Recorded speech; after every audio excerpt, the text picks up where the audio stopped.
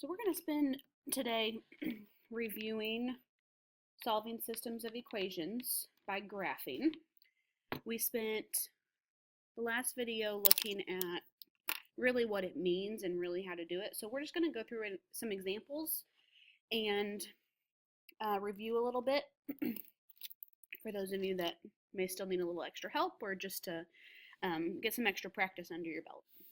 So if we look at this really quick, solving systems of linear equations, just to review, that is anytime you have a set of two or more equations with the same variables.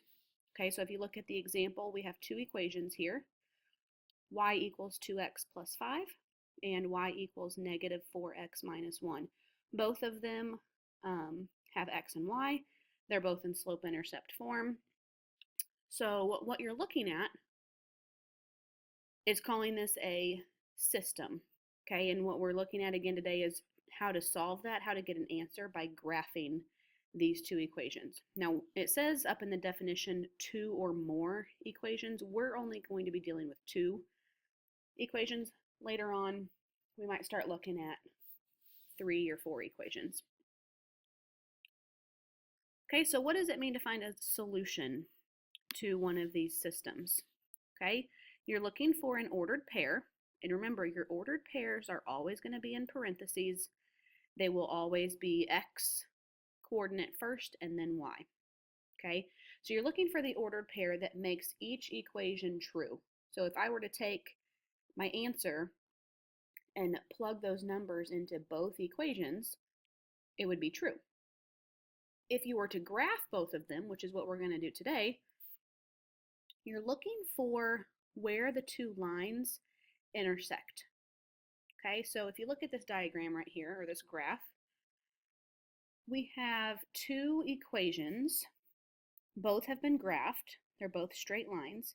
And if you see, they both intersect right here at the point 1, 1. So your answer that you would put down for this problem would be 1, 1. So let's just jump in and look at some examples, and then you should be good to go. Okay, so here's this first one. This was the example that I just gave you a minute ago. Our two equations are y equals 2x plus 5 and y equals negative 4x minus 1. Okay, first thing I'm going to do is for each equation, I'm going to come right over here and I'm going to write down what the slope is and what the y-intercept is for each equation. So remember, if your equation is in slope-intercept form, y equals mx plus b, really easy to pick them out. So on the first one, my slope is the number directly in front of the x, that's 2. Now, remember to do slope on a graph, that's rise over run. So if I can get this to look like a fraction, the easier it's going to be. So I know 2 can also be written as 2 over 1. My y-intercept for this equation is that other number that's tagging along. So since it says plus 5, that's going to be a positive 5. Okay, and I'm going to go ahead and graph this. Remember, the very first thing that you plot is your y-intercept. So on the y-axis, I'm going to come up to 5 and put a dot.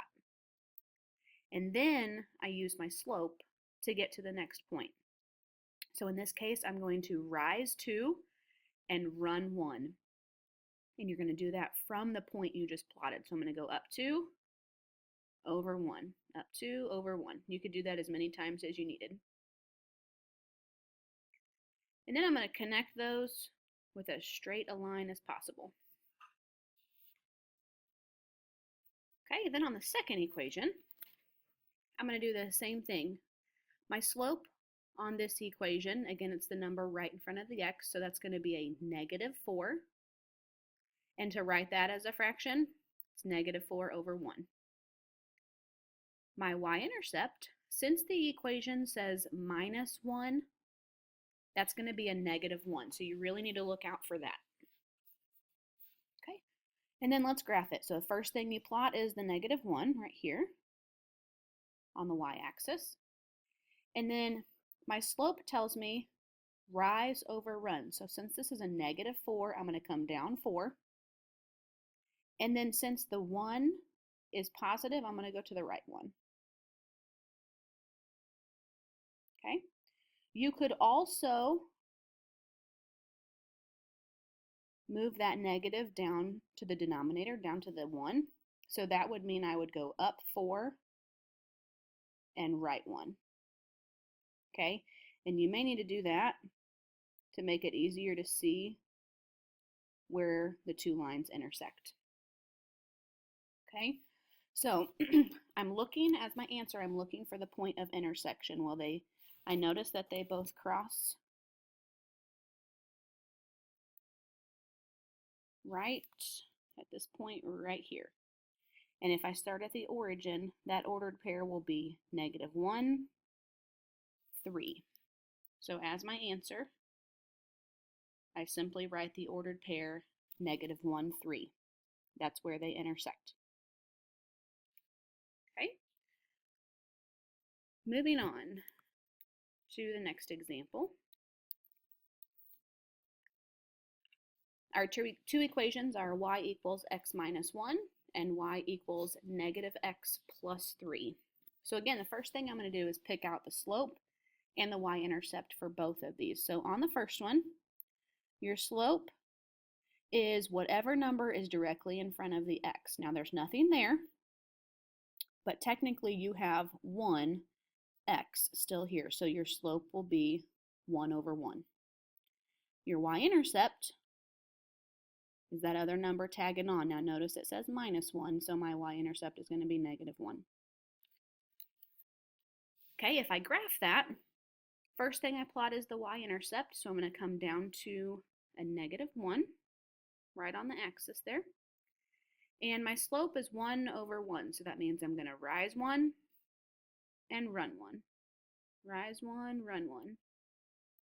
And again, you can do that as many times as you need to. Okay. On your second equation, again, I'm going to pick out the slope and the y-intercept. My slope, now notice, again, there's no number in front. Technically, a 1 would be there. And since there's a negative, that means it's -1 over 1. Your y-intercept on this, since it says +3, that's going to be a +3.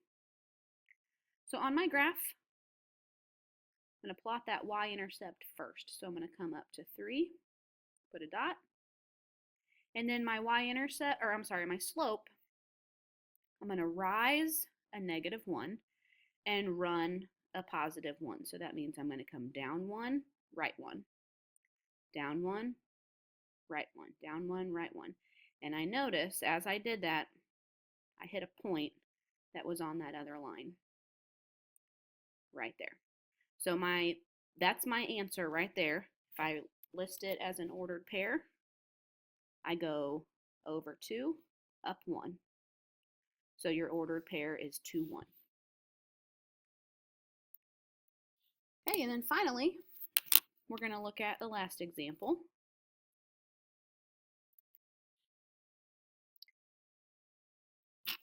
Okay, the two equations you have here are y equals x and y equals 2x plus 1. So again, same thing I've done the whole time is pick out what the slope is and what the y-intercept is for each equation. So if we look at this first one, your slope is, again, the number in front of the x. There's nothing there. Technically, there's a 1, since you have 1x. So your slope is going to be 1 over 1. Your y-intercept, on the other hand, there is nothing else tacked onto the equation. It doesn't say plus anything. It doesn't say minus anything. There is nothing over there. So your y-intercept is simply going to be 0. So whenever I graph this first equation, first thing I plot is the y-intercept, so that's at 0. And then your slope, again, gives you directions for where to go. You're going to rise 1 and run 1. Rise 1, run 1. And I could just keep doing that.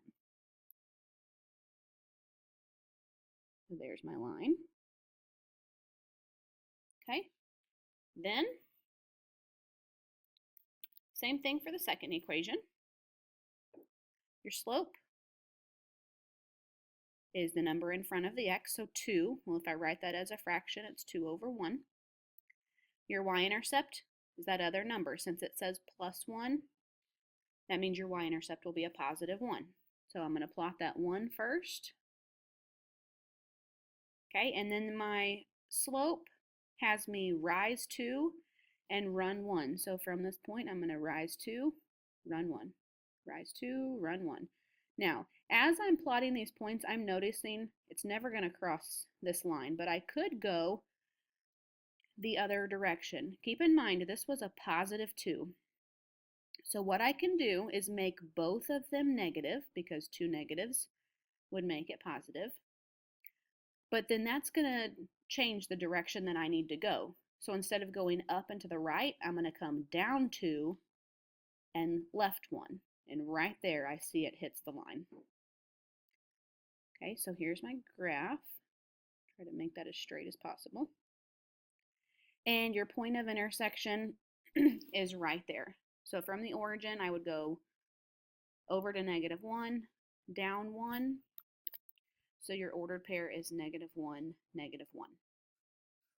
Okay, so anytime you're given two equations, a system, they want you to solve the system, you're looking for the point where the two lines intersect each other. And that's going to be your solution point.